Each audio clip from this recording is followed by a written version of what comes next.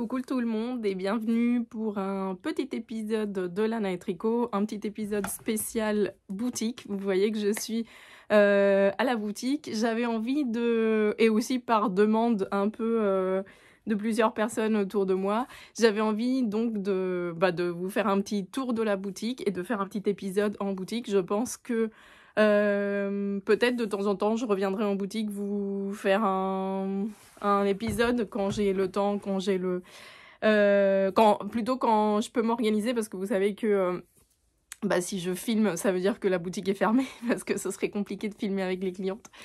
Et donc que si je peux m'arranger à certains moments, c'est quelque chose que je ferai avec plaisir.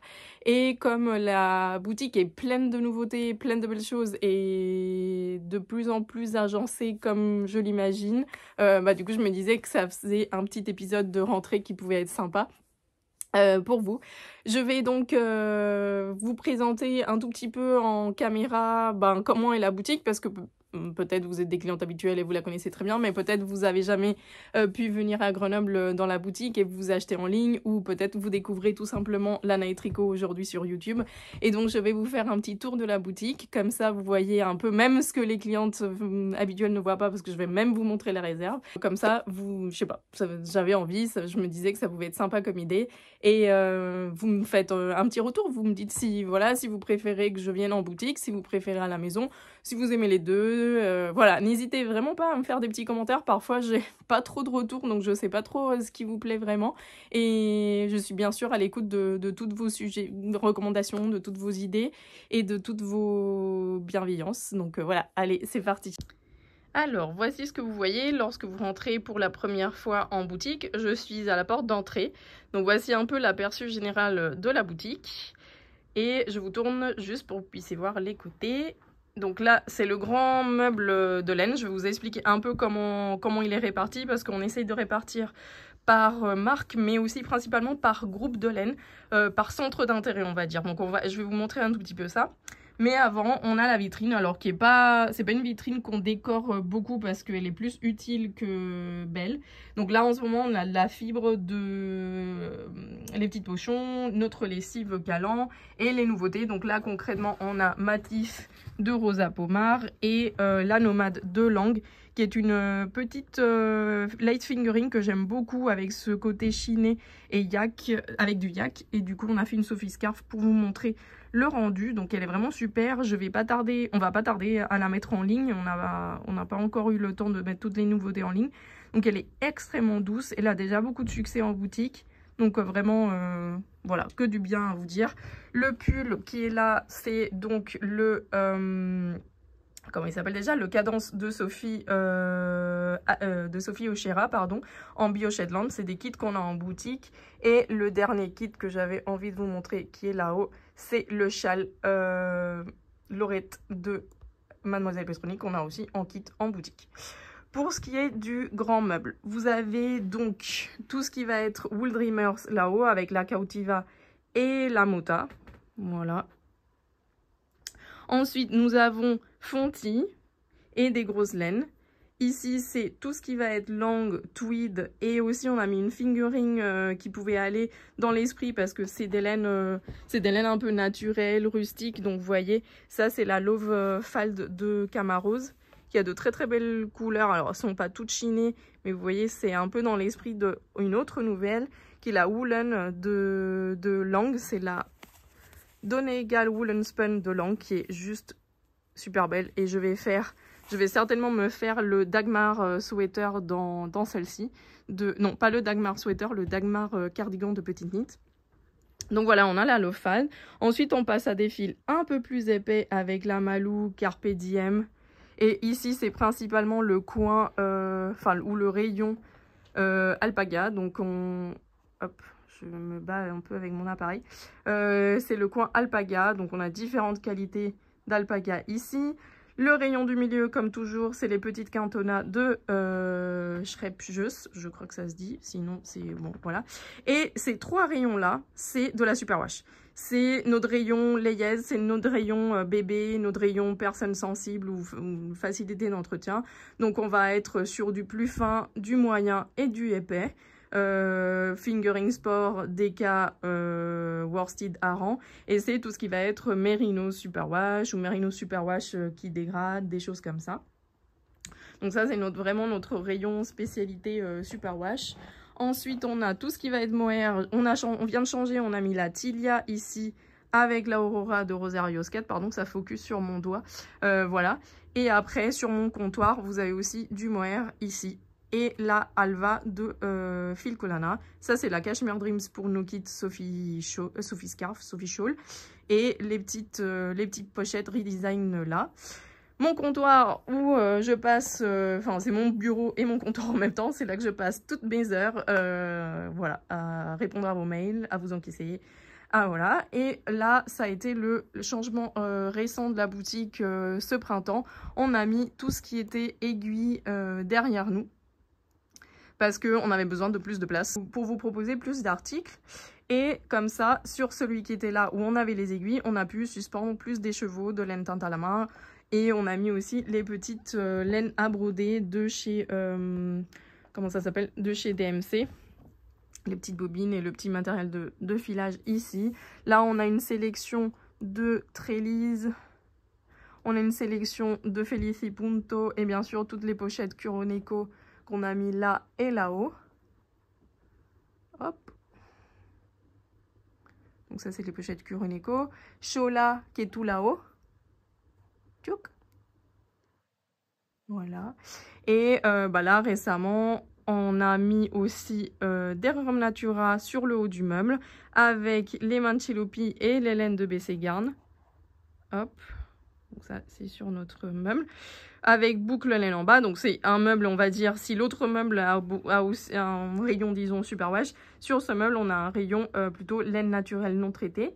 Et ici, c'est toute notre gamme teinte à la main avec tous les fils chaussettes qui sont sur le meuble blanc là. Donc tout ça, une grande partie de ce qui est là, puisque c'est les autorayons de Anna, je vais vous les montrer, et tout le meuble ici, tout ça c'est notre rayon fil à chaussettes. Et ce qui va être donc sur la table au milieu, c'est aussi des nouveautés. Donc des nouveautés qui sont, qui vont varier selon les saisons. Là, on a des fils chaussettes de Katia qui sont en nouveauté. On a aussi en nouveauté des langues, fingering et des langues en DK. Donc ça, pareil, c'est pas tout sur le site, mais ça vient. Je reviens juste à ce rayon pour vous montrer un des derniers arrivages qui sont les kits autorayants de Anna, du bruit des aiguilles, donc qui vous plaisent déjà beaucoup, donc elles sont super belles. Et une fois qu'on est là, on passe donc à la deuxième salle qui au tout début n'était pas une salle de boutique, c'était une salle qu'on avait pour les ateliers, c'était là que je faisais les cours et qui depuis 2020 est devenue aussi une partie boutique. On commence par ici. Ça, c'est un meuble qui varie beaucoup, enfin, cette étagère qui varie beaucoup. En ce moment, on a les grosses laines d'hiver, les nouveautés avec la lama et la promise de langue. Là, on a mis des petites étagères pour tout ce qui est catalogue et le petit meuble pour les catalogues enfants et layette. Et ensuite, on a ce calax ici où j'ai mis, enfin, on a mis avec Juliette, tout ce qui est fil Colana, donc Pernilla, Péruviane, la Snefnug de Camarose et toutes les grosses laines méchées pour l'hiver. Donc là c'est vraiment qualité hiver si on veut. Ensuite au printemps on a monté cette étagère là pour venir mettre toutes les laines de Isager qu'on a rentrées en boutique. Voilà, donc là vous voyez on a tout ce qui est mohair, bon, il faut réarranger un tout petit peu, tout ce qui est silk mohair, tout ce qui va être bouclé. Voilà, les bouclés, la soft, avec ce super orange que j'adore. Voilà, donc voilà pour les Isager qui vont certainement se faire une nouvelle place en boutique parce qu'on va certainement rentrer d'autres qualités de chez eux. Et notre petit mannequin qui porte la Burgos Vest, donc un des derniers kits qu'on a sorti dans la Donegal Tweed de chez Lang. Voilà, et aussi le petit kit Nivali de Teti Lutsac qu'on a sorti aussi. C'est dans des qualités de Trellis. Donc je vous laisse le lien également pour ce petit kit de foulard qui est juste magnifique. Et voilà, et sur le haut du meuble, sur le haut du Kallax, on a tout ce qui va être laine, coton et laine variée. Puis bien sûr pour celles qui sont locales, vous savez qu'on a la lessive en vrac de chez Eucalan. Donc vous pouvez venir remplir avec vos pots vos pots de Eucalan. On tourne et on a donc une étagère avec des accessoires. Une étagère que là on a mis tout ce qui va être raffia, coton, coton épais, tout ce qui va être pour du crochet. Sous les escaliers, on a tout ce qui est rosa pommard. Donc on a Laterno, Brusca, Vovo et Mondimamba. Là je vais changer un peu la disposition juste pour renouveler un tout petit peu et pour vous remonter la Mondim. Et ici on a un peu du pot pourri, donc ça va être un peu de Rosa Rios 4, un peu de Wool Dreamers, des livres. Il y a Val Godemar et sur le meuble, sur ce qui est accroché, on a tout ce qui va être laine naturelle. Donc là, c'est tout ce qui est Mama Wolf. Donc on a la Mokosh et la Béhara. Et là, pour le moment, on a gardé un peu des fibres naturelles, mais ça va être remplacé, vous allez voir, par une nouvelle qualité de chez Wool Dreamers qui s'appelle 90 Varas. Donc ça, c'est la belle Béhara, qui est une laine assez rustique, mélange à laine et alpaga. Et Mokosh, qui est un mérino d'Arles qui est juste super doux. Donc voilà pour ça. Et puis après, on a le petit meuble que j'appelle le petit meuble Katia, parce qu'on a tendance à mettre que des qualités Katia. Donc des gros fils, des fils bayadères, la hiro qu'ils ont refaite sur cette saison, qui donne un petit esprit comme ça, Noro japonais, que j'aime bien et dont j'aimerais me faire un pull dans cette couleur-là à la machine. Et puis les cotons mérino, pour le moment on a un peu plus de place, donc pour le moment on a sorti toutes les couleurs de la coton mérino qu'on vend bien. Et bien sûr sur le centre de la pièce, au milieu de la pièce, on a tout ce qui va être livres, donc tous les laine magazine, enfin les livres de laine magazine en anglais, mais pas que. Là on a un gros arrivage de livres pour le crochet. Et donc voilà, je ne sais pas où on va les mettre. Donc voilà pour la petite pièce, pour la pièce disons secondaire ou deuxième pièce plutôt. Et on passe ici à l'atelier. Donc l'atelier, c'est là où je fais moi mes cours, moi et Céline de Mademoiselle Petroni, puisque elle fait aussi les cours le samedi, les ateliers le samedi. Donc on a aussi, là en ce moment on a beaucoup de cartons, il faut que qu'on les superpose, mais il y a la nouvelle qualité, comme je vous disais, de Wool Dreamers qui va arriver cette semaine. Donc c'est la 90 Varas, je vous en parlerai un tout petit peu tout à l'heure. Donc voilà, et on a notre atelier, donc ici, avec les petits chats de Colette, qu'elle nous a gentiment fait à moi et à Juliette. Donc on les a mis en exposition ici. Et derrière, là où vous voyez qu'il y a une porte, du coup il n'y a rien de très exceptionnel. Il y a notre petite cuisine. Enfin, cuisine, c'est pas vraiment une cuisine puisqu'il n'y a pas de chauffe-eau. Mais c'est là où Juliette et moi, on se fait les petits thés, on se réchauffe la nourriture. Et voilà, et puis bien sûr des petites toilettes. Oups, des petites toilettes ici, avec mon petit chat noir qui nous attend. Donc ça, c'est pour tout ce qui est du bas de la boutique. Donc ça, c'est là que, disons, vous avez l'accès quand vous venez, quand vous êtes cliente on va dire physique. Je vous ai pas montré, mais il y a bien sûr ma machine à tricoter, enfin la machine de la boutique sur laquelle je vous apprends souvent à tricoter. Et puis voilà, donc c'est la Silver Reed avec le lecteur de cartes, c'est pas celle qui se connecte à l'ordinateur. Et donc voilà. Donc voici pour tout ce qui va être de, comme je vous disais, la partie dans laquelle vous avez l'accès. Mais il y a la petite partie, on va dire secrète, où nous on monte pour aller chercher tous vos stocks et pour préparer, j'espère que ça ne vous donne pas trop le vertige, et pour vous préparer toutes les commandes. Donc ici, c'est le bureau de Juliette, entre guillemets. Donc c'est là qu'elle prépare toutes vos commandes avec son imprimante, tout ça. Où elle a des vues. Bon là le rideau est fermé, donc vous avez, mais vous voyez, il y a les vues sur la boutique. Tout ça, c'est son petit bureau à elle. Et à moi quand j'ai à vous préparer les commandes. Donc c'est dans cet espace qu'on travaille. Et puis après, on a toute la réserve qui n'est pas bien grande, mais qui est que j'essaye à chaque fois d'optimiser au mieux pour rentrer le maximum de laine.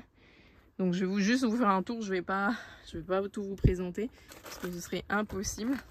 Mais vous voyez, on a des bacs où on a des laines. Puis voilà, ça tient vraiment pas dans grand chose, mais hop, ça c'est les laits de Lopi par exemple. Voilà, il y a plein de casiers, donc on peut faire tout le tour de la réserve. J'ai laissé un petit couloir exprès, mais tout est plein d'étagères de laine. Voilà, tout ça. Les giliates. Hop, ça c'est la nouvelle étagère que j'ai montée à la rentrée, celle-ci, pour qu'on ait un peu plus de place pour tout ce qui est fibres végétales. Voilà, donc ça va jusqu'en haut. Le plafond n'est pas très haut. Et après, on en a encore ici, bien sûr. Ça paraît pas rangé, mais je vous assure, c'est très rangé. Nous, on sait tout ce qu'on a et où sont les choses. Donc c'est le principal. Et tout est bien rangé. Donc c'est juste que en sachet plastique comme ça fait pas rêver. Mais tout est trié. Et on sait très bien ce qu'on a. Donc là, vous voyez. Et là, c'est Juliette qui a déjà mis de côté les commandes de samedi pour les préparer donc demain, mardi. Il y a des commandes qui sont prêtes à partir. Là, ça c'est les postes. Ça c'est les mondiales relais. Et du coup, une fois que ce sera bon, Juliette les fera partir. Et donc voilà les petits escaliers qu'on monte et qu'on descend constamment pour venir vous chercher du stock et pour monter et écrire les commandes. Voilà.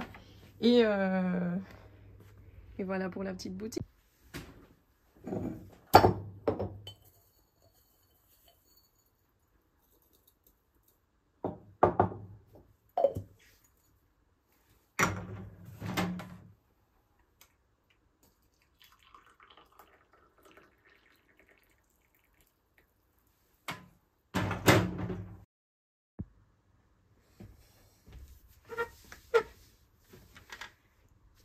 Et donc nous voilà, j'espère que du coup ça vous a plu, la petite visite de la boutique, et que ce petit podcast à la Naé va vous plaire.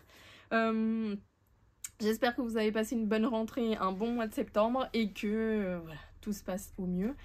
J'ai quelques petits projets donc du coup à vous montrer. J'ai fait aussi pas mal de couture, mais je peux pas tout apporter quand je viens en boutique, donc je vais pas vous parler cette fois-ci de couture. Cependant, n'hésitez pas à me dire si ça vous intéresse ou pas. La fois dernière, j'avais un peu envie de vous parler de mon univers créatif pendant ce qui avait été mes vacances. Mais après, voilà, n'hésitez pas à me dire si la couture c'est quelque chose que vous souhaitez voir par ici plus souvent ou pas du tout. Commentez comme ça, moi vraiment ça m'aide à savoir le contenu dont vous pourriez avoir envie. Ça se trouve il y a des choses auxquelles je pense pas forcément. Et qu'est-ce que j'allais dire? Et oui, et puis si ça vous plaît pas, dites-le moi aussi, bien sûr dans la meilleure bienveillance que possible.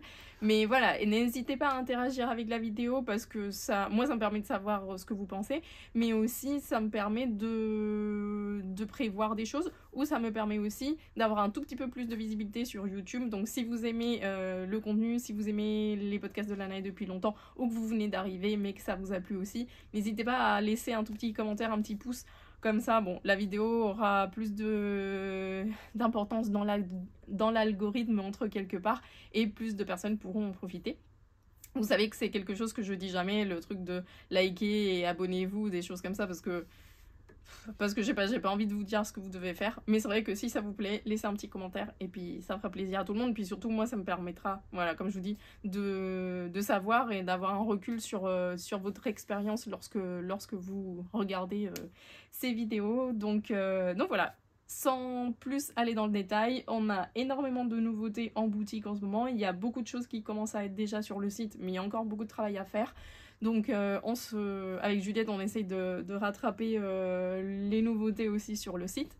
Et voilà, et j'ai aussi des nouveaux projets à vous montrer. Pas grand chose en nouveauté, mais quand même des projets finis que vous avez vus et que je vais donc vous montrer déjà finis. Pour le premier, c'est ce que je porte, c'est mon golden sweater qui n'est pas golden, il est rose. C'est un patron de Charlotte Sometime que j'avais tricoté en partie à la main, en partie à la machine à tricoter. J'avais fait ça quand au printemps.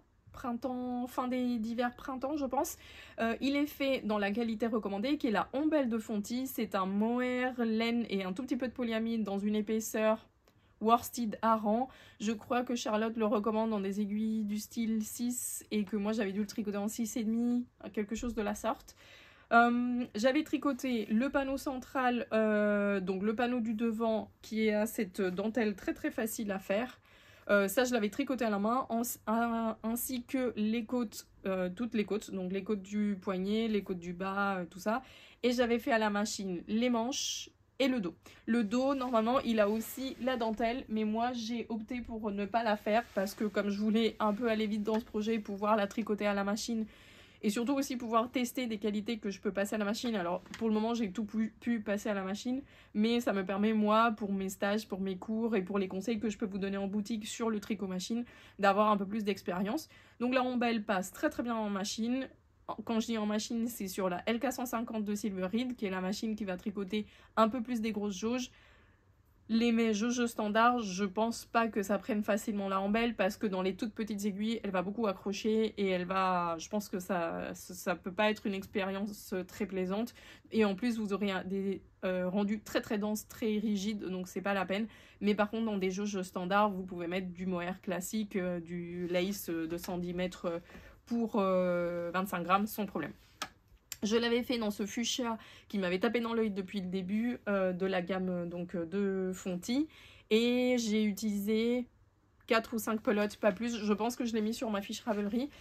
C'est un pull que j'ai pas pu beaucoup porter parce que je l'ai porté en fin de saison. Et là, à l'automne, je vais aussi pouvoir en profiter. J'ai les manches qui sont un chouïa courtes, mais quelque part, c'est pas plus mal parce que comme c'est des manches très très amples, je les ai pas quand je travaille ou même à la maison ou quoi, je ne les ai pas en plein milieu, mais ce qui fait que c'est pas un pull d'hiver douillet où je peux vraiment bien m'emmitoufler. Aussi, il est un peu court et j'avais choisi de laisser les petites côtes ouvertes.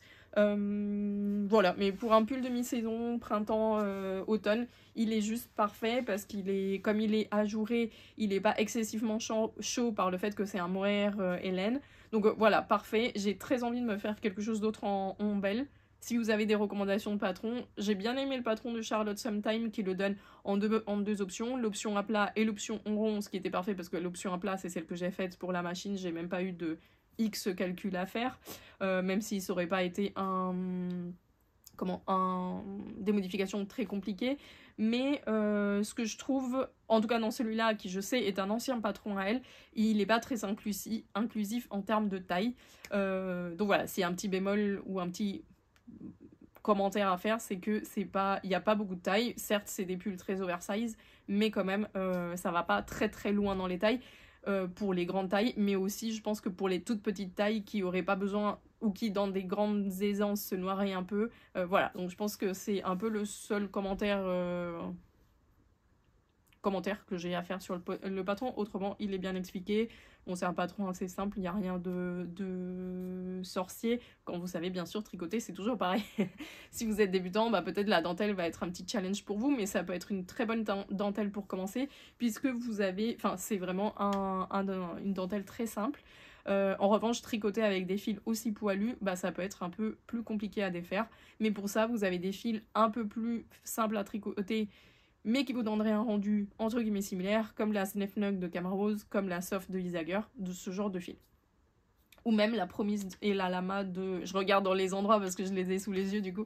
La Lama et la Promise de Langue qui vont aussi avoir ce côté très mousseux, mais qui vont être plus faciles, que le poil va s'accrocher un peu moins puisque le poil du mohair s'accroche vraiment plus.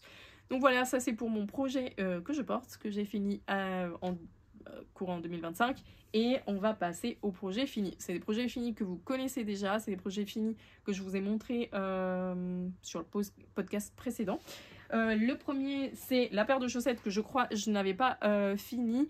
Je vous avais peut-être dit que c'était une paire pour une amie, que je m'étais trompée de taille et qu'il fallait que je défasse. Donc c'était chose faite. Il fallait que je défasse le talon parce que je l'avais fait à ma taille alors qu'elle, elle a une petite pointure en plus.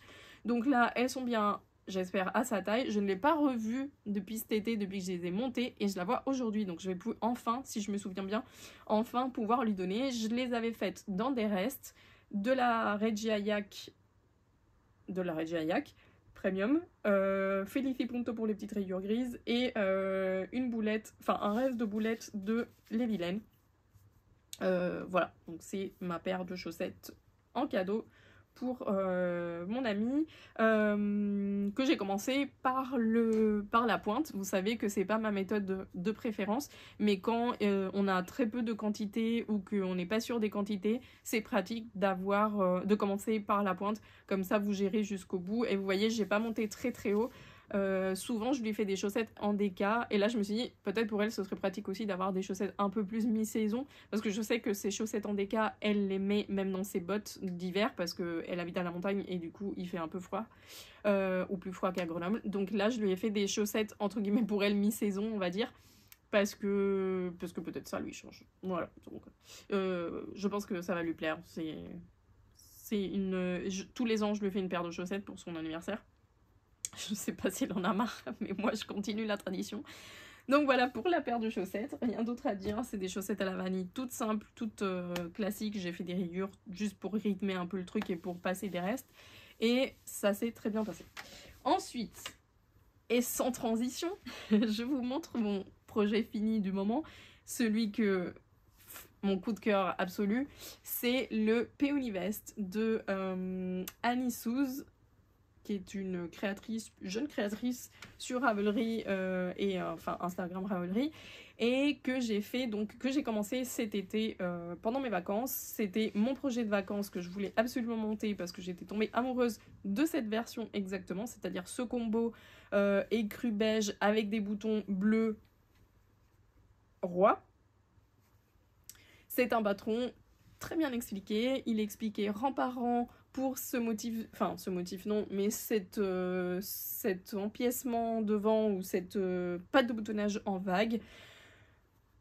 Et du coup, il faut faire attention d'avoir le bon nombre de rangs, plus que, enfin aussi le nombre de mailles, mais ici le nombre de rangs est intéressant de vérifier qu'on l'a, parce que effectivement, sinon vous vous retrouvez avec des vagues plus petites, plus longues, et du coup, donc voilà, ce serait possible, facile d'ajuster ou de faire plus de vagues si jamais vous vous retrouvez avec des rangs plus courts. Mais en tout cas, elle le dit bien, et c'est vrai que moi j'avais fait l'échantillon pour être bien sûr que j'étais bien au niveau du nombre de rangs, pardon, et j'étais un peu plus petite au niveau du nombre de mailles, mais je le voulais pas oversize parce que j'avais vu plusieurs versions chez d'autres personnes et je voulais pas qu'il soit oversize et qu'il soit trop long. Je le voulais vraiment à ma sauce, vous savez, pas cropped mais pas sur mes fesses et sur mes hanches non plus, et j'avais pas besoin qu'il tombe un peu sur les épaules. Donc c'est ce que j'ai fait. Par contre le blocage, j'ai bien bloqué parce que quand on finit forcément toute cette partie là, comme c'est formé par des augmentations, des diminutions, et ça gondole énormément. Vous aviez déjà dû le voir un peu sur le podcast précédent. Et donc voilà, j'ai vraiment bien bloqué pour enlever un maximum de ce... Bon là c'est assez plat à ma foi. Je l'ai porté déjà au moins 2 ou 3 fois et en plus il est hyper confortable. On fait des côtes 1-1 pour tout ce qui est bordure et on fait un rabattage à l'aiguille à l'italienne pour faire ce joli rendu. Aussi bien sur le bas que sur toutes les côtes. Et j'ai donc mis les boutons en nacre bleu roi que j'avais acheté à Oviedo, oui, dans les Asturies cet été. J'avais pile trouvé les bons boutons dans une petite mercerie du centre-ville. Et voilà. Et c'est un bon souvenir en plus de vacances. Parce que je l'avais commencé en vacances. Je l'avais pas fini parce qu'après il avait fait chaud. Et c'est un worsted avec un mohair. Donc je vais vous en parler. Et donc après je l'ai fini là à la rentrée. Pour ce qui est des laines, je les ai tricotés en... Je crois que c'est du 6,5. Ouais, du 6,5 et du 4,5 pour les côtes. Et j'ai utilisé la Fado de Fonty, qui est un Merino d'Arles. Merino d'Arles dans le coloris écru, c'est une couleur non teinte. Et pour le mohair, j'ai utilisé le mohair de Isager, qui, comme je vous disais déjà sur la vidéo précédente, est le mohair que je trouve le plus doux et le plus poilu pour ce qui est d'un 210 mètres pour 25 grammes. J'étais déjà hyper amoureuse quand on les a reçus et que je les ai mises sur étagère en les touchant et tout ça. J'étais là, waouh, ça a l'air d'être un super beau fil. Je sais que pour beaucoup, vous le connaissez déjà et vous êtes certainement d'accord avec moi. Donc non seulement la voilette est incroyable, non seulement elle est super douce, mais elle est hyper agréable à travailler. Et c'est un mohair qui est vraiment bien poilu, qui est vraiment bien doux, qui est vraiment... Alors moi j'aime bien, et de plus en plus, la Ombel, parce que je trouve que depuis quelques années, ils l'ont quand même amélioré en termes de qualité. Mais c'est autre chose, c'est un mohair plus épais, etc., etc. Là, pour ce qui est d'un lace, c'est vraiment... Je pense que dans ce qu'on a en boutique, c'est vraiment mon coup de cœur mohair. Et pourtant, vous savez que je suis très fan des mohairs de Lang, qui sont équivalents hein, en termes de douceur. Mais là, la découverte de l'Isager, c'est vraiment top. Vous voyez, ça donne même un joli rendu, un joli drapé au gilet, qui est quand même fait dans une laine rustique. Enfin, rustique, dans une laine non traitée cardée. Donc, ça, il pourrait avoir un rendu un peu gilet de berger. Ce qui n'est pas le cas. Bon, il est tricoté aussi un peu déjaugé, donc ce qui fait qu'il garde une certaine souplesse. Mais c'est pour beaucoup aussi le mohair SOA de Isager. C'est un échantillon assez large, je crois que c'est un 14 mailles. Donc vous voyez, mon tissu, il est un peu... pas ajouré, mais c'est pas un tissu méga dense... Mais bon, c'est vraiment la bonne densité. J'ai vraiment beaucoup aimé le tricoter. Ça monte très vite. J'ai que du bon à dire de ce patron. J'aimerais vraiment le refaire. Je pense qu'il pourrait être très sympa dans la Snefnug. Ou dans la Baby Lama de Lang, celle dont je vous parlais, que je vous ai montré sur la vidéo. Enfin bref, il y a plusieurs qualités en ce moment, ou même la soft de Isager avec un mohair de Isager, ou la bouclée dans un mohair avec un mohair. Bon bref, il pourrait être vraiment chouette dans pas mal de versions. Et maintenant, j'ai envie de me faire une version qui pète, dans une couleur, je sais pas, orange ou rouge. Qui suis-je? Pourquoi je choisis ces couleurs? Non, en vrai, dans un vert. J'aimerais bien le faire dans un vert pétant aussi. Bon voilà, il y a plein de possibilités. L'avantage c'est que c'est un truc qui monte bien, qui est bien rythmé parce que ça change tout le temps par le fait des vagues et tout, donc, mais qui n'est pas compliqué à suivre. Donc je vous le recommande vivement. Je pense qu'il doit être que en anglais, mais voilà. Rien d'insurmontable si vous savez déjà bien tricoter. C'est un très chouette modèle à faire et j'ai eu beaucoup de compliments en boutique, donc je pense que il va aller dans vos listes d'attente dans votre queue de Ravelry assez bientôt. Ça, c'est pour ce qui est de mes projets finis. Pour mes projets en cours, j'en ai plusieurs, dont un que vous connaissez pas. Je vais commencer par ceux que vous connaissez. Sur la dernière vidéo, je vous ai parlé de un des prochains kits qu'on va sortir là au mois d'octobre, donc dans quelques peut-être semaines, parce que je pense que ça devait être mi-octobre, quelque chose comme ça.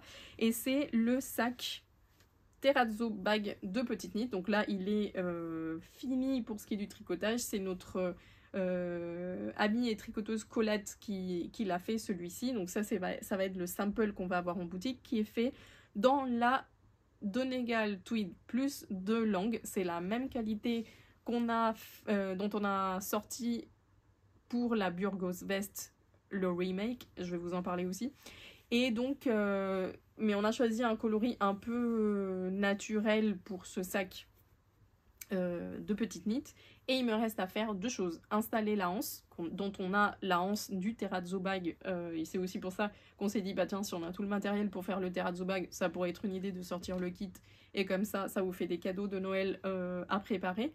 Et il me reste à coudre la doublure, mais là il s'avère que la doublure, j'attends le réassort, donc comme ça dès que j'aurai le réassort, je vais coudre la doublure, je vais installer les anses et comme ça il pourra être en boutique pour que vous puissiez l'admirer et voir le kit, et comme ça il sera prêt pour les photos et pour pouvoir mettre le kit en ligne. Je pense que ce sera vers mi-octobre. De toute façon je vous enverrai la newsletter et sur Instagram. Et on le mettra sur la page d'accueil du site. Et quand ce sera prêt aussi, je le mettrai si je me souviens, ou sinon vous me dites, je vous mets le lien sous la vidéo. Pour ça, donc ça c'était la version de Colette que j'ai fini. J'ai fini par faire le Kitchener parce que c'était un peu compliqué, je vais vous en parler.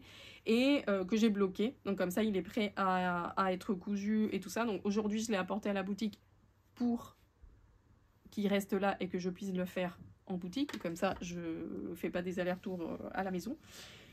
Et moi j'ai avancé sur le mien, donc vous vous souvenez, je vous avais dit que j'avais tricoté que le sac, et là maintenant j'ai fait donc la parmenture, parce que je vous le montre sur celui-là, si je le comment ça se dit, si je le mets voilà à l'envers, vous voyez qu'on tricote d'abord le sac et après à part on tricote une parmenture pour venir après pouvoir insérer ici ce qui est le tissu.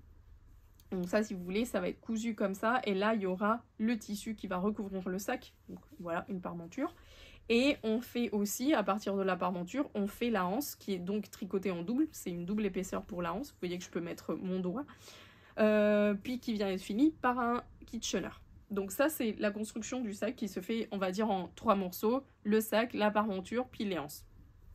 Et puis après, coudre la doublure, si vous voulez mettre une doublure. Mais c'est mieux quand même, parce que sinon, ça risque de beaucoup s'étirer. Et installer les anses, mais ça, la anse, mais ça, c'est pas bien compliqué. Donc ça, c'est pour ce qui est de la construction. Donc moi, j'avais fait le sac avant de partir en vacances. J'ai fait la parmenture, donc les 5 ou je sais pas combien, ou 6 cm de parmenture. Et j'ai fait une première anse. Donc là, vous voyez, j'ai fait ça.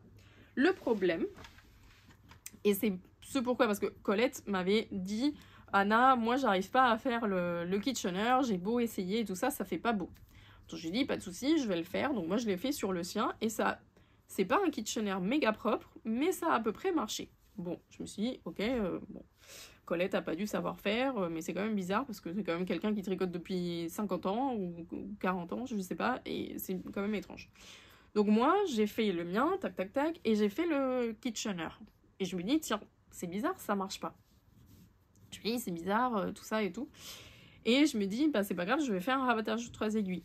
Mais du coup, c'est pas beau non plus parce que le rabattage à 3 aiguilles, il paraît plus large que la anse. Donc c'est pas beau. Donc là, je vais défaire. Et je sais pourquoi le kitchener n'est pas joli. Et en fait, c'est parce qu'on tricote en jersey double, vous savez, en double knitting, et on a forcément des mailles. Les mailles qui sont sur l'endroit, elles sont sur l'endroit, mais les mailles qui sont sur l'envers, elles sont sur l'envers. Donc, soit j'ai mal lu le patron de petite knit, et il faut faire un kitchener en faisant le tour, soit petite knit prévoit de faire un kitchener avec les mailles endroit et les mailles envers en quinconce, et du coup, ça rend pas beau. Parce que ça fait des mailles torse. Donc, il faut que je relise bien le patron pour voir si elle envisage de faire un kitchener où on fait le tour et comme ça on a toutes les mailles sur le devant.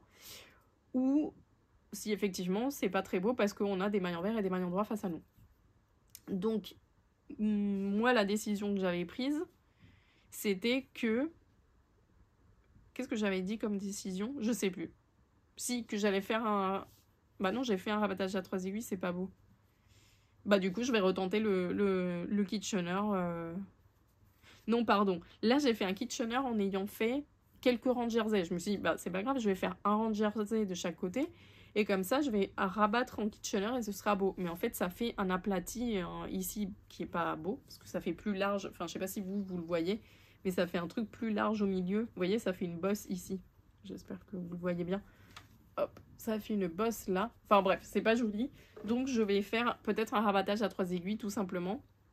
Ou sinon je retente. Mais d'abord il faut que je lise le patron de Petit Knit parce que ça se trouve, ce qu'elle a dit c'est pas ce que je suis en train d'interpréter ni de faire. Et voilà.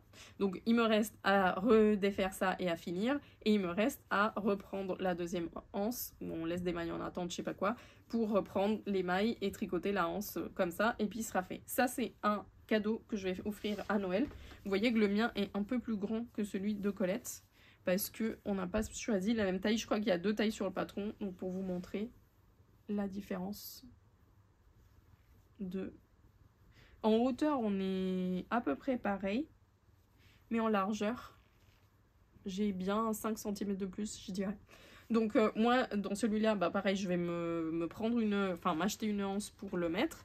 Et je vais faire la doublure moi avec des restes de tissu que j'ai. Parce que c'est pas comme si j'avais pas 1000 restes de tissu. J'avais envie de lui mettre un tissu peps. J'ai un truc un peu avec des tigres ou des trucs comme ça. Donc je vais faire ça. Je vais le découper cet après-midi. Comme ça, il sera fait. Et quand j'aurai fini le sac, je pourrai le mettre directement sur le sac. Voilà pour ça. Ça, c'est les petits kits pour octobre. Et je vais vous montrer un autre projet que vous connaissez aussi, mais que j'ai pu reprendre récemment parce que il y a une très gentille personne sur Ravelry qui m'a aidée. C'est-à-dire, vous vous souvenez qu'au mois de mai, j'avais fini un Cumulus Blues en mettant de la Madragoa de Rosario Scat, donc la bourrette de soie, avec un mohair teint à la main. Et que j'avais tellement aimé le rendu, j'avais tellement aimé la souplesse et tout ça, que j'en ai monté un autre. Un autre que j'ai fait en bourrette de soie lace doublé et un lace de mohair de langue. Donc au total, j'ai 3 fils. Et j'avais commencé le pull, le voici. Donc c'est un cumulus blues de petite knit aussi, où j'avais avancé un peu de partout parce que je ne savais pas si j'allais avoir assez de laine. Donc je vous le confirme, je n'ai pas eu assez de laine. Il me restait 8 grammes x 2, donc 16 grammes, mais vu que je les tricote ensemble, bah en fait, il me restait la longueur de ces 8 grammes là. J'avais fait l'i-cord et tout, juste pour être sûr, machin, mais en fait, les manches, elles m'arrivaient avant le coude, et le corps est vraiment cropped, donc je le veux pas aussi crop. Alors, je sais que ça va donner au blocage, ça va bien se détendre au blocage, mais quand même, je n'avais pas envie d'avoir un truc trop court. Donc j'ai fouillé sur Ravelry, donc voici la lace que j'utilise, je crois que c'est le coloris 91, et ça c'est de la bourrette de soie aussi, teinte à la main, par Sokuna Troca, Laia de Sokuna Troca, qui est actuellement en arrêt maladie. Donc voilà, ma maman m'avait offert ça il y a 2 étés ou 3 étés, et j'avais envie de les utiliser. Donc comme je vous dis, j'en avais pas assez du fil principal, de celui de Laia. Et j'ai fouillé sur Ravelry pour voir les personnes qui avaient acheté, qui seraient prêtes à vendre un reste, etc. Et il s'avère que j'ai trouvé quelqu'un qui était en train de faire un projet et qui m'avait dit « Je vais peut-être avoir des restes, donc si j'ai un reste, je te l'envoie, si petit soit-il. » Et du coup, cette gentille personne qui, en plus, par le plus grand des hasards, regarde les podcasts et donc me suit sur Insta et tout ça, m'a envoyé depuis l'Espagne, parce que c'était en Espagne que se trouvait la personne. Depuis l'Espagne, elle m'a envoyé 9 grammes de cette laine-là, de cette base-là. Et je vais pouvoir rallonger. Alors, ce ne sera pas suffisant pour tout faire le pull comme ça, mais elle m'a envoyé gentiment ses petits restes, donc je vais lui envoyer un petit colis pour la remercier, quoique je crois qu'elle m'a dit qu'elle serait au festival à Barcelone, et comme moi je vais être sur le stand de Wool Dreamers, j'essaierai de caler un truc avec elle et lui donner un petit cadeau en échange, parce qu'elle n'a pas voulu que je lui paye ou que je lui envoie ou que je lui paye les frais de port, etc. Donc voilà, je vais faire ça. Et j'ai donc, là ce week-end, j'ai pu avancer les manches parce que j'avais une manche qui était genre avancée comme ça et l'autre pas du tout. Donc là vous voyez, j'ai déjà des manches qui m'arrivent à peu près sous le coude. Et ce que je suis en train de faire, c'est de faire une transition douce entre mon idée. J'ai 3 brins, d'accord? Là en ce moment j'ai 2 brins de soie et un brin de mohair. Donc là ce que je vais faire une petite transition sur 2 brins de mohair et un brin de soie. Et après je ferai une transition sur 3 brins de mohair directement. Donc là ça se voit pas en vrai. Mais je pense pas que j'ai assez pour faire ça. Mais là, peut-être à la caméra, ça va se voir un tout petit peu plus. Sur cette partie-là, les 4-5 rangs qui sont là, j'ai déjà commencé à mettre 2 brins de mohair et un brin de soie. Donc voilà, là c'est ce que j'ai commencé à faire. Et là, si j'en ai en boutique, je vais pas regarder si j'en avais, je vais m'en prendre pour pouvoir faire cette transition. Et je pense que ça va être joli. Je pense pas que ça me déplaise le fait d'avoir comme un fondu vers le bas. Je le ferai aussi pour le corps et bien sûr pour l'autre manche. Et d'avoir ce fondu vers le bas qui va sur un mohair, sur une touche encore plus légère, encore plus vaporeuse. Donc voilà. C'est l'art de raccommoder les restes, d'accommoder les restes plutôt, et d'utiliser ce qu'on a aussi. Donc voilà, je vais finir ça. Vous voyez que j'ai vraiment rien. Donc ça, je vais utiliser pour la manche, mais je n'utiliserai pas tout. Et puis ça pour la manche et le corps. Enfin, c'est tout ce qui me reste. Et je vais me prendre, je pense qu'il me faudra au moins 2 pelotes. Ça et encore peut-être 2 pelotes de lace pour finir. Et comme ça, je pourrai le porter. Si j'y vais un peu bien dessus, je pourrais le porter avant qu'il fasse vraiment trop chaud à l'automne. À l'hiver, je pense pas que ce soit un pull que je puisse porter en hiver facilement parce que vous le savez déjà, je vous le dis 1000 fois, mais en boutique il fait frais. Donc, et puis parfois on est un peu statique parce qu'on est sur l'ordi ou des choses comme ça. Donc je pense pas que ce soit quelque chose que je porte en hiver. Mais j'aimerais bien le finir pour pouvoir au moins le porter un tout petit peu avant qu'il fasse trop froid. Sinon, bah, ça peut se porter peut-être aussi en en deuxième couche, peut-être avec un truc sans manche, par exemple avec ça. Enfin, les boutons bleus, ça, non. Mais bon, voilà. Juste pour vous dire que j'avance sur ça, que c'est pas un projet dans l'oubli, mais j'attendais à ce que la personne m'envoie, puis elle a dû finir son projet, et puis envoyer la laine, j'étais pas du tout pressée, donc j'ai attendu à ce qu'elle puisse me l'envoyer, et du coup c'est parfait, j'espère le finir sous peu, sauf si je n'ai pas cette couleur-là de lace en boutique et qu'il faut que j'attende la semaine prochaine, enfin cette semaine pour le commander et la semaine prochaine pour le recevoir, mais c'est pas un délai excessivement long, donc je vais pas tarder à les avoir. Et le dernier projet en cours, c'est un projet que j'ai dans mon petit sac. C'est un petit sac qu'on a fait avec une amie, c'était mi-septembre.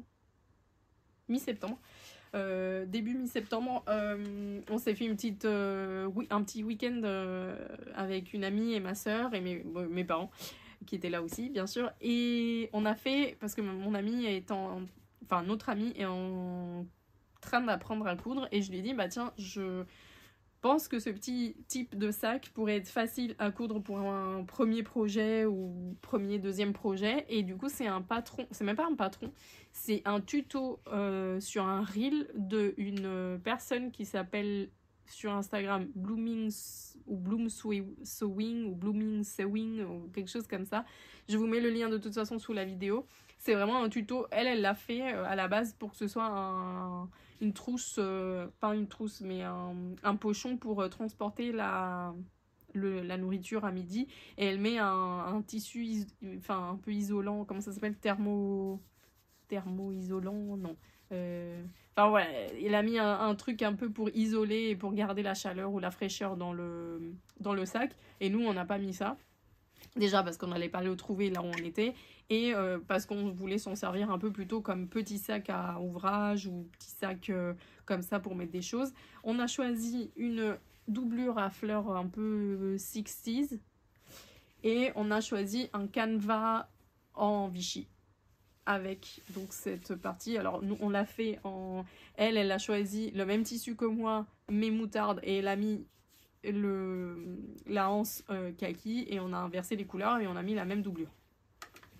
On a acheté tout le matériel dans un magasin à Dreuil qui est donc en Ariège, où on était à Puivert, et du coup on a acheté, il y a 2 magasins très bien de tissus à Dreuil, si vous me regardez et que vous êtes dans la région Lavelanet et tout ça, vous les connaissez sans doute, je sais plus comment ils s'appellent. Je vous mets le lien aussi, je crois qu'ils ont un site, et je vous mets le lien. C'est des gens très, très gentils, et on a trouvé tout ce qu'il nous fallait pour faire nos petits sacs. Voilà, rien d'autre à dire. Petit reel assez facile à suivre si vous savez déjà un peu coudre. Si vous savez pas trop coudre, c'est qu'un reel, donc elle explique comme ça. Mais bon, essentiellement c'est des lignes droites, donc il y a plein non plus, c'est pas non plus très compliqué. Et très efficace pour des petits sacs à projet. Après, si vous voulez les faire plus grands, il suffirait de rajouter des centimètres et hop, vous faites. Ou par exemple, si vous voulez les faire un peu étanches, vous pouvez choisir des tissus étanches, un peu, ou sacoches à vélo, pour des sacoches à vélo, des choses comme ça. Donc moi j'aime bien le petit principe, ça fait un peu japonais. Puis j'aime bien le choix de tissus qu'on a. Chacune aurait pu choisir ses tissus, hein, mais je sais pas, on avait envie de... Enfin, ça s'est fait naturellement, on a eu un peu le même goût pour le même choix de tissu extérieur, et du coup voilà. Donc ce petit pochon qu'on a fait en couture au mois de septembre, je range mon ouvrage qui a été l'ouvrage un peu principal de ce mois-ci, qui est fait dans la cautiva de Wool Dreamers, dans ce coloris bleu roi magnifique qui est le C151, parce que, comme je vous l'ai dit tout à l'heure, je vais être sur le stand de Wool Dreamers à Barcelone pour le festival de Barcelone le week-end du 15 novembre, et je voulais avoir un tricot qui soit parfait pour les salons. Et le tricot parfait pour les salons, c'est quoi? C'est les gilets sans manches ou les vestes sans manches, parce que ça permet de pas avoir chaud mais en même temps de porter un truc dans la laine qu'on vend, ou voilà. Pour moi c'est le projet idéal, ou un pull sans manches, un truc qui est pas de manches, parce que quand on bouge et tout ça, quand t'es en laine, bah tout de suite t'as chaud, mais le fait de choisir quelque chose en fingering sport qui n'est pas de manche, ça te permet de mettre un t-shirt en manche courte, de bouger et tout ça, et en même temps de garder quelque chose qui te tient quand même un peu chaud et qui montre aussi, qui fait un peu effet de sample et que les gens, ça peut être intéressé, ça peut permettre aussi de poser des questions et de montrer d'autres patrons et des choses comme ça. Comme c'est la mode des vestes et des trucs sans manches et que moi j'adore, et bah du coup j'ai cherché sur Ravelry parce que je voulais que ce soit un patron qui soit aussi bien, enfin qui soit en espagnol, puisque on va quand même à Barcelone, il y aura quand même un public, j'imagine majoritairement hispanophone, donc je voulais que le patron soit accessible aux personnes qui parlent espagnol et qui ne tricotent pas en anglais. En revanche, donc j'ai trouvé, je me suis dit, en cautivage, j'avais déjà fait des échantillons et je voulais un échantillon assez souple pour la cautivage. Je trouve que c'est une qualité qui, quand elle est tricotée très dense, elle reste très sèche, on va dire, et que quand elle est tricotée un peu ample, elle prend toute sa place, elle se transforme, elle devient quelque chose d'hyper moelleux, de doux, de réconfortant. Donc moi, je savais que je voulais la tricoter dans un échantillon où elle aurait sa place, c'est-à-dire du 21, 22, 20 mailles. Je crois que je suis plutôt sur un 20 mailles. Et elle se comporte très très bien. Et donc, tout ça pour vous dire que j'ai cherché. J'avais quand même envie que ce soit quelque chose que j'ai plaisir à tricoter et plaisir à porter. Et j'ai trouvé cette veste de Mochi Knits qui s'appelle Barcelona Veste. Donc je me suis dit, les étoiles s'alignent, c'est parfait, je vais faire ce petit gilet sans manches. Le seul truc, et je me suis rendu compte que quand je l'ai acheté, parce que bien sûr moi je fais partie de l'équipe petite taille, donc j'ai moins l'œil sur ça, ou j'ai moins l'œil automatiquement sur ça, c'est que quand je l'ai acheté, quand j'ai commencé à choisir les tailles, je me suis rendu compte que le patron n'est pas inclusif du tout. Je crois qu'il y a 3 tailles dans le modèle, et franchement j'ai hésité à le tricoter parce que je me suis dit, est-ce que... Voilà, enfin j'ai un peu hésité. Et finalement, je me suis dit, non, allez, je me lance parce que, parce que je l'ai acheté, parce que j'ai déjà fait mon choix, parce qu'il n'y avait aucun nom, mais il n'y avait pas beaucoup de patrons qui me plaisaient pour pouvoir le tricoter en Cautiva et qui puissent répondre à ces contraintes de que je puisse porter le vêtement sur le stand sans crever de chaud. Et je me suis dit, bon, c'est vrai que c'est une veste qui a beaucoup d'aisance, donc elle l'a fait comme ça parce que, un peu comme celui-là, comme le Golden Sweater. Comme c'est des oversize, elles se disent ça peut rentrer pour plus de taille. Bon, en revanche, ce que je me suis dit, bon, comme je vais le faire, comme je vais quand même le faire et tout ça, je vais quand même faire l'effort d'envoyer un petit message à la créatrice pour lui demander si éventuellement, si un jour elle envisageait de mettre plus de taille, que ce serait super qu'elle mette plus de taille. Donc même si je suis dans, entre guillemets, un privilège de pouvoir le tricoter parce que je rentre dans les tailles qu'elle propose, je vais quand même faire l'effort de lui envoyer un petit message pour lui dire, je sais que c'est peut-être un patron ancien et que il me semble qu'elle est plus inclusive sur ses patrons actuels. Je mets pas la main sur le feu parce que je suis pas allée vérifier tous ces patrons, toutes les tailles qu'elle inclut, mais je vais quand même faire l'effort d'envoyer un petit message à la créatrice gentiment, lui disant écoute, j'ai tricoté, c'est super, mais ce serait cool pour pouvoir proposer à nos clientes plus de choix que si un jour tu grades en taille un peu plus grande, ce serait vraiment sympa. Voilà, juste un petit commentaire comme ça. Mon idée, c'est pas du tout de venir dire aux gens ce qu'ils doivent faire, mais c'est cool quand même de pouvoir vous proposer le maximum de taille possible, parce que on porte pas toutes un 34, un 38 et un 40, et que c'est cool, voilà. Donc ce qui est positif dans tout ça, c'est que de toute façon sur le stand de Wool Dreamers, il va y avoir plein de samples, donc on sera pas à court, on n'aura pas que 2 samples à montrer et un qui a des tailles qui a pas beaucoup de taille, donc voilà, on aura plein de possibilités pour montrer plein de patrons, plein de choses, et en boutique bien sûr aussi. Donc du coup qu'est-ce qui pourrait être équivalent à ce Barcelona Veste si vous avez envie de avoir des tailles plus grandes? Et par exemple, il y a Petite Knit qui a beaucoup de vestes, et dont une qui est aussi avec un col V profond, je vais vous montrer à quoi il ressemble, et qui a plus de taille. Donc si jamais vous cherchez des inspirations, des modèles qui ressembleraient, qui auraient plus de taille, je vais vous mettre quelques liens en description, comme ça vous aurez plus de choix. Et donc, voici la Barcelona veste de Mochi Knits. Je crois que ça se dit Mochi Knits. C'est donc une veste toute simple, mais très oversize. Elle va être vraiment ample. Là, on voit pas tellement parce qu'elle est un peu sur un petit câble, mais vous voyez que ça va être assez ample. Et il a un V assez profond. C'est pas un petit col V bibliothécaire. C'est plutôt un... Ouais, je pense qu'il m'arrivera enfin, au milieu de la poitrine. De toute façon, moi, je vais le porter avec un t-shirt col rond. Et après, toutes les côtes sont relevées et sont tricotées en côte torse. C'est pas mes côtes de préférence, je dois l'avouer. Esthétiquement parlant, à faire, ça me dérange pas. Donc je sais pas trop. Est-ce que je fais des côtes torse comme le patron ou est-ce que je fais des côtes normales? Je crois que je verrai une fois que je serai dessus. On commence par l'épaule.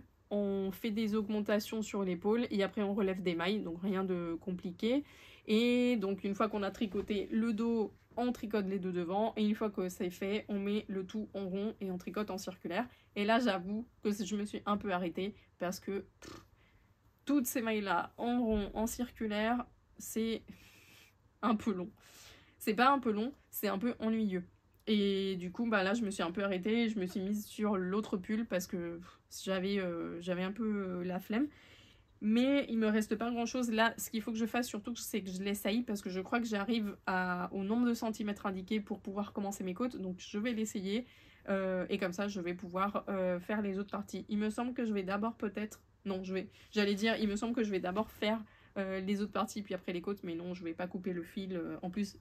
Il me reste pas beaucoup. Je crois que ça, c'est ma deuxième pelote sur 4. Et je pense pas que j'utilise la troisième. Parce que si je commence... Je vais encore avoir ça. Et après, ouais, non, je vais utiliser une pelote de plus. J'avais calculé qu'il m'en fallait 4. Mais finalement, avec 3, ça va être, je pense, suffisant. Et voilà, rien à dire, le patron est bien expliqué malgré cette contrainte de taille dont je vous parlais, mais le patron il est bien expliqué, j'ai rien à dire, ça se suit assez facilement. Et c'est la première fois que je tricote un patron de Mochi Knits, donc bien. Après c'est vrai qu'elle a une façon un peu différente d'expliquer les choses, par exemple pour les augmentations des deux devant, elle met un diagramme. Au lieu de dire, faites une augmentation tous les 2 rangs, machin, voilà. Bon, après, c'est un choix. Mais c'est pas un choix... Comment dire? C'est pas... moi, ça m'a pas dérangé le fait qu'elle mette un diagramme plutôt qu'une phrase.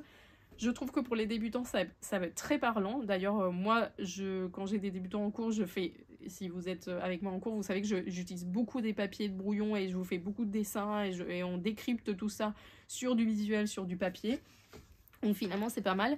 La seule mini contrainte c'est que moi par exemple j'imprime pas les patrons, donc je les ai sur mon téléphone, donc le diagramme c'est un peu plus pénible parce qu'il faut agrandir pour voir et tout ça. Mais bon, comme le rythme est assez suivi et c'est un rythme assez facile à suivre et c'est une grille très facile à suivre, bah une fois que tu l'as en tête, t'as pas besoin de consulter 36 000 fois. Donc finalement ça m'a pas plus dérangé le fait qu'elle l'ait expliqué d'une façon différente par rapport à ce qu'on a l'habitude. C'était très bien, très facile à suivre tout de même. Et voilà. Je le tricote une fois fait pas la règle, mais je les tricote dans mes Xiaogu 4,5. Donc comme je vous disais, je tricote la Cautiva qui est une laine sport avec 170 mètres pour 50 grammes, c'est ça, en 4,5. Alors vous savez que je tricote serré, mais j'ai un échantillon de 20 mailles. Je trouve très agréable la Cautiva sur les aiguilles en métal. J'aurais très bien pu le faire en bois aussi. Mais je sais pas, j'avais dû avoir les Xiaogu sous le coude et c'est comme ça que je les ai faites. Par contre, j'ai tellement pas l'habitude de tricoter avec des aiguilles en métal qu'elles me trouent le doigt plus facilement que les aiguilles en bois. Parce qu'elles sont aussi un peu plus pointues et un peu plus dures. Donc c'est aussi pour ça que je me suis arrêtée sur ça, parce que je commençais à avoir vraiment un trou dans le doigt et je voulais que ça cicatrise un tout petit peu avant de continuer. Donc voilà, comme je fais partie de l'équipe qui pousse avec mon doigt, ben, ça me fait un peu des petits trous. Peut-être une des raisons pour laquelle je tricote moins avec du métal en fin de compte. Inconsciemment, peut-être que... Enfin, inconsciemment et consciemment, peut-être que c'est ça aussi. Donc voilà. Voilà pour tous mes petits projets à moi, mes petits projets personnels. Je vais vous montrer une nouveauté qui sort cette semaine. Donc comme le podcast va sortir à peu près en même temps, je vais vous la présenter. Et je vais vous montrer le Burgos Vest aussi en tweed qu'on avait fait. Je pense pas que je vous en ai parlé à part que sur Instagram. Je vais profiter qu'on est en boutique pour vous parler de ça. Donc, vous avez vu peut-être depuis le début que j'avais accroché mon Tarayuela, mon gilet Tarayuela ici. Et c'est parce que celui-là, vous le connaissez pas, enfin, vous le connaissez pas dans cette couleur. Parce que c'est un nouveau sample qu'on a en boutique. Le Tarayuela d'origine, le tout premier avait été fait dans une laine qui n'existe plus. Enfin, dans une laine d'une teinturière qui n'existe plus. Le deuxième, on l'avait fait en Pastoreta de Chola, qui est une laine espagnole bien rustique. Et on voulait une version un peu plus douce. Donc on avait fait une deuxième version qui est sortie cet été en Saona de Wool Dreamers, leur qualité laine et coton. Et en plus j'avais fait l'ajout d'une version dentelle. Je vous mets peut-être des photos pour que vous puissiez le voir. Et là, je me suis dit, comme notre version torsade, donc ça c'est la version torsade, comme notre version torsade est faite dans une laine très rustique, je vais en faire une autre en version plus douce. Mais aussi non superwash. Donc Colette, dont je vous ai parlé tout à l'heure, pendant cet été, nous a tricoté une autre version. Donc cette version-là, qui est dans un mérino de laine transhumante, c'est-à-dire des moutons qui vont faire la transhumance pour aller dans les prés en été et dans les alpages. Et c'est une nouvelle qualité de Wool Dreamers.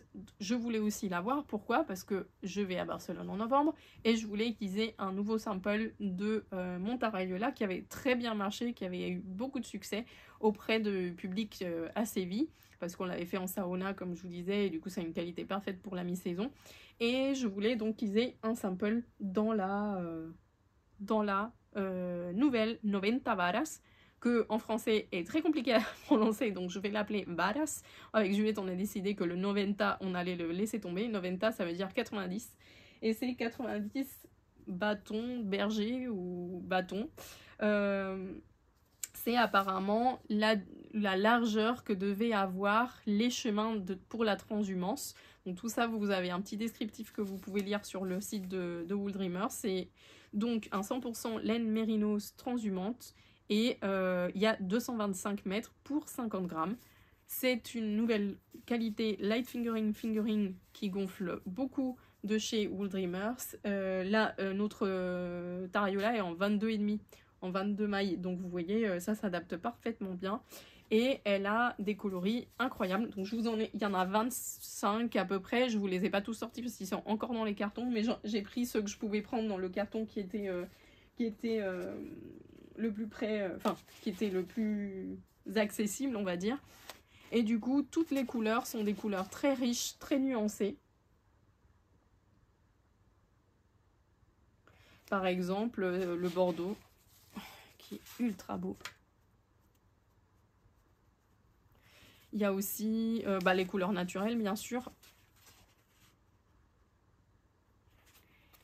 Et les bleus ou les bleus verts. J'espère que ça va bien capter. Et voilà, c'est un très beau projet. Je vais lâcher un peu tout ça. C'est un très beau projet de Ramon, qui est donc une des personnes qui est derrière Wool Dreamers, mais c'est quand même la tête créative de Wool Dreamers. Et l'héritier, quelque part, un des héritiers principaux de la filature. Et Ramon avait envie de sortir donc une laine très douce avec une histoire et du coup plutôt en light fingering qui manquait un peu à la gamme Wool Dreamers.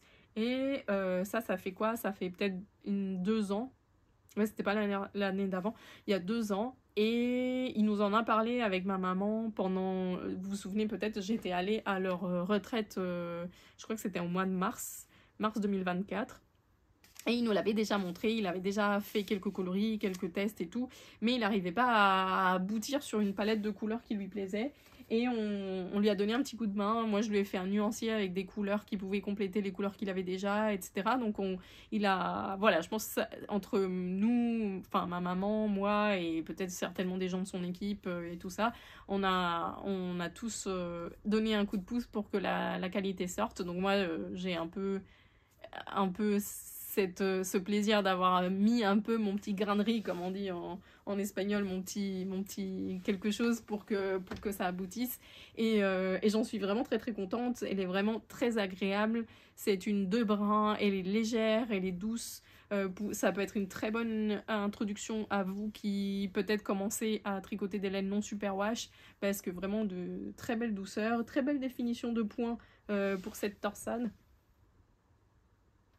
Et voilà, donc cette 90 varas sort le 2 ou le 3 octobre, donc très très bientôt, dans quelques jours. Et j'espère qu'elle vous plaira autant qu'à moi.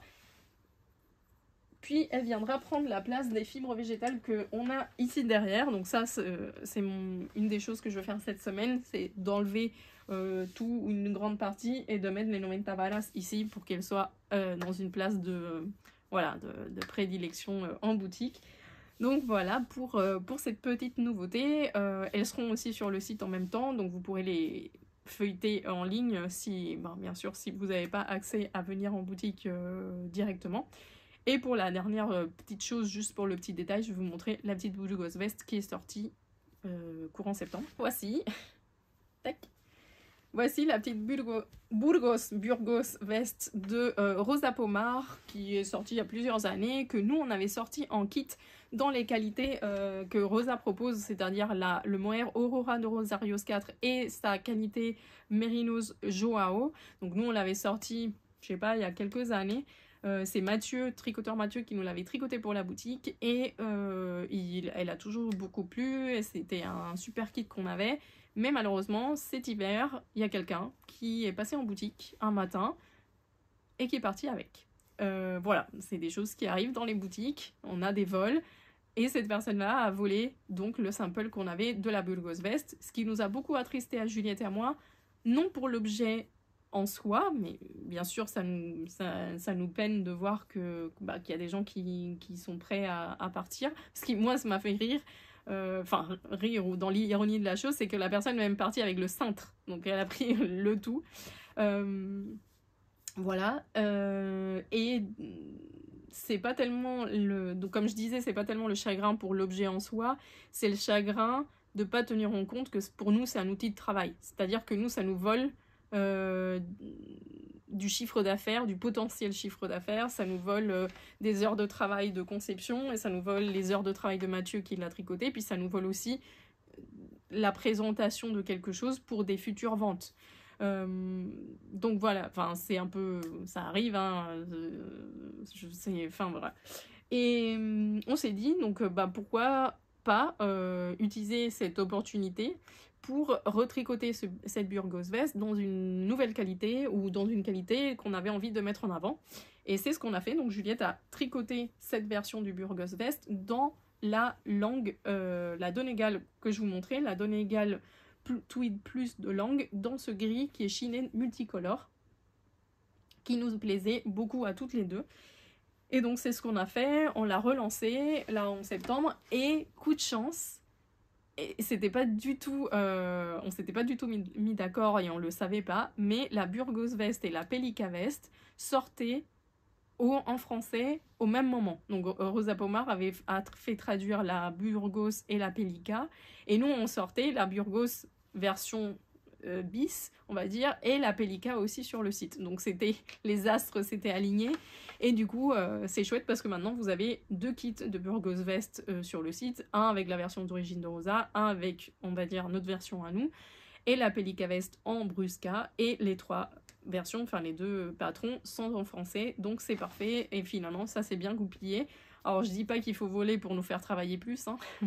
Voilà, je disais avant que mon téléphone soit sans batterie qu'il faut toujours essayer de tirer du bon des situations, et que voilà, que c'est des choses qui arrivent, et que on est contente de pouvoir vous proposer, et maintenant en français, ces kits-là. Donc voilà, je pense qu'on a fait le tour de tout, littéralement, et sur mes projets, etc.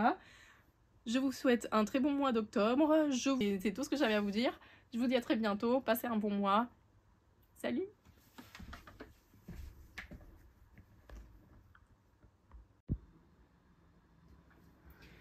Alors, on va venir voir les petits chatons qui sont, je pense, en train de dormir. Et oui. Coucou! Comment ça va? Coucou! Coucou petit bébé! Ce matin, ils sont sans la maman parce qu'elle est partie chez le veto pour une stérilisation. Voici Minus. Alors, attends. Coucou. Coucou toi. Oui. Oui. Alors, petite Minus, qui n'est pas la plus petite. En vrai, c'est le noir qui est le plus petit en taille. Oui. Va rester chez nous. Donc, c'est notre... normalement, c'est notre chaton d'adoption. Pour le petit contexte, ces petits chatons, donc ces 5 petits chatons, sont en famille d'accueil chez nous, donc avec leur maman. Et ça fait quoi? Ça fait presque 3 semaines qu'on les a. Et ils sont en adoption. Donc il y a déjà le petit noir qui est adopté, enfin qui va être adopté, qui est réservé. Il y a Chaussette aussi qui dort tout tranquille là. Coucou Chaussette, tu nous montes ta petite bouille. Oh. Chaussette, pourquoi? Parce qu'elle a 4 chaussettes. En fait, ces 4 pattes ont des petites chaussettes. Et du coup, c'est pour ça que je l'ai baptisée Chaussette. Et elle a aussi une petite tache sur la bouche là, trop mignonne cette petite chaussette. Oh. Voilà, Minus, c'est notre chatonne qui nous a plutôt adopté. C'est plutôt elle qui m'a adopté moi. Et voilà, donc c'est elle qu'on va adopter. Puis après, il y a petite Bianca. Bianca qui est toute sage, qui a toujours un regard un peu tristoun, mais elle n'est pas du tout tristoun. C'est une grande joueuse et qui a des taches un peu de vache. Donc je suis tentée par l'appeler Marguerite ou quelque chose comme ça. Ou Pâquerette. Mais je l'ai appelée Bianca. Bon, c'est des petits noms de famille d'accueil. Après, chaque famille pourra leur donner le nom de son choix. Et on a le plus grand, c'est Aran, qui est déjà dans les 800 et quelques grammes. Donc il fait, par rapport à Minus qui a 500 grammes et quelques. Et lui, il est bien grand, bien gros. Bon, là, ils sont un peu KO parce qu'ils dormaient et je viens de les embêter. Oui, Minus, je sais que t'es là. Tu es de la protagoniste. Alors, vas-y, fais-nous un saut de distance. Oui, qu'est-ce qu'il te faut? Allez, vas-y, descends. Donc voilà Minus qui réclame. Donc voilà. Voilà les petits chatons. Hop. Oui, maman n'est pas là. Elle est chez le veto. Elle viendra ce soir. Regardez la bête. Et les petits doudous. C'est l'heure de la sieste. Donc ils sont calmes. Mais j'essayerai de vous prendre une petite vidéo des bêtises. Des bêtises qu'ils font parce que là ils ont... Ils ont 6-7 semaines, donc ça commence à faire bien des petites bêtises. Minus la première, qui d'ailleurs ne saute pas de mon bras. Voilà. Allez, décroche-toi. Elle, c'est vraiment une joueuse professionnelle. Une joueuse professionnelle. Tu vas tomber. Toi là. Tout.